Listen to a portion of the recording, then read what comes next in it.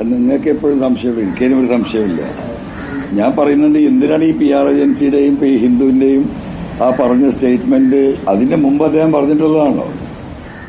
എന്നെ പരിപൂർണമായും തള്ളിക്കൊണ്ട് ഞാൻ ഈ കൊള്ള സംഘത്തിന്റെ പിന്നാമ്പുറ പ്രവർത്തകനാണ് എന്ന് പറഞ്ഞ് അദ്ദേഹം ആ ഡേറ്റ് ഓർക്കുന്നില്ല. ആ പത്രസമ്മേളനത്തിൽ വളരെ കൃത്യമായി അദ്ദേഹം പറയുന്നുണ്ട്, മലപ്പുറത്താണ് ഈ 121 കിലോ പിടിച്ചത്, ഈ 127 കേസ് പിടിച്ചത് എന്ന് അന്നേ വ്യക്തമാക്കുന്നുണ്ട്. ഇത് രാജ്യദ്രോഹ പ്രവർത്തികൾക്കാണ് പോകുന്നത് എന്ന് അദ്ദേഹം അന്ന് കേരളീയ സമൂഹത്തോട് ഓപ്പണായിട്ട് പറഞ്ഞതാണ്. അത് കഴിഞ്ഞിട്ടല്ലേ ഈ പറയുന്ന ഹിന്ദുവിനൊക്കെ അതേ സ്റ്റേറ്റ്മെന്റ് കൊടുത്തത്. അത് അദ്ദേഹത്തിന്റെ നിലപാടായതുകൊണ്ടല്ലേ ഇപ്പൊ ഈ മുഖ്യമന്ത്രിയുടെ ഓഫീസിൽ നിന്ന് ആണിത് എഴുതി കൊടുത്തതെന്ന് കെൻസ ഈ PR ഏജൻസി പറയുന്നുണ്ടെങ്കിൽ അതിൽ വലിയ കാര്യമൊന്നുമില്ല. അത് തന്നെ ഉറപ്പുള്ള കാര്യമല്ലേ? അത് ഉറപ്പില്ല. ഇപ്പം ഇതൊരു ചർച്ചയായപ്പോൾ അതൊരു നാടകമാക്കി മാറ്റുന്നത് ആരാ? മുഖ്യമന്ത്രിയുടെ ഓഫീസ് തന്നെയാണ്.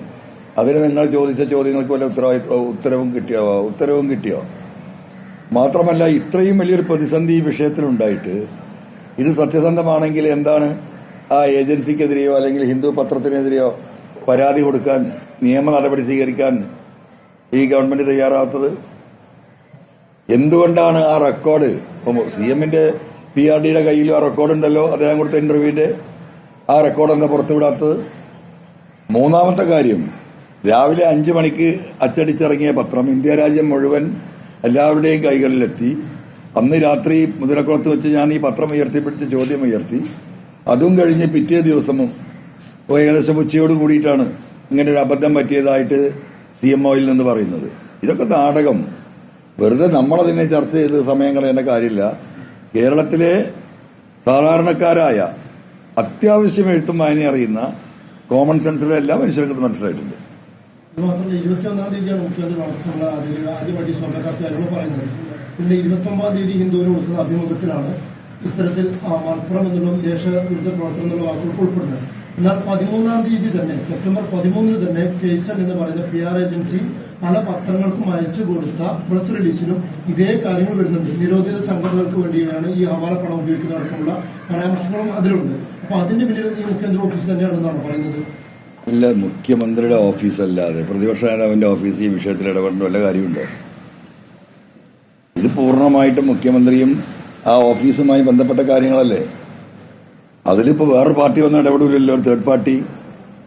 അപ്പൊ ഇതിന്റെ എല്ലാ ഉത്തരവാദിത്വം അവർക്ക് തന്നെയല്ലേ. ഒരു ജില്ലയെയും ഒരു മലബാറിനെയും പൂർണ്ണമായി ക്രിമിനലുകൾ എന്ന് പറയുമ്പോൾ ബഹുമാനപ്പെട്ട മുഖ്യമന്ത്രി മനസ്സിലാക്കേണ്ട ഒരു കാര്യമുണ്ട്. ഇനി ഇത് ഉദ്ദേശിക്കുന്ന ഒരു ന്യൂനപക്ഷ സമുദായത്തെ മാത്രമാണെങ്കിൽ, അതല്ലാത്ത ഇഷ്ടം പോലെ ആളുകൾ, ലക്ഷക്കണക്കിന് ആളുകൾ ഈ ജില്ലയിലില്ലേ. അപ്പോൾ ഒരു ജില്ലയെ പരിപൂർണമായിട്ട് അപലവൽക്കരിക്കുകയല്ലേ അദ്ദേഹം ഉദ്ദേശിക്കുന്നത്. ഒരു സമുദായത്തെയാണെങ്കിൽ അതിന്റെ ആഫ്റ്റർ എഫക്റ്റ് എന്താണ്? മലപ്പുറം ജില്ല എന്ന് പറഞ്ഞാൽ ഇവിടെ മാപ്പിളാർ മാത്രമേ ഉള്ളൂ. ഇവിടെ എല്ലാ ജനവിഭാഗവും ഇല്ലേ, അവർക്കൊക്കെ ഇത് ബാധിക്കൂലേ? അപ്പോൾ അത് മുഖ്യമന്ത്രി മാപ്പ് പറയാണ് വേണ്ടത്. യഥാർത്ഥത്തിൽ അദ്ദേഹം ഇതിൽ നിന്ന് ഒഴിയണം, ഈ ഉത്തരവാദിത്തത്തിൽ നിന്ന് ഒഴിയണമെന്ന് ആവർത്തിച്ച് പറഞ്ഞു.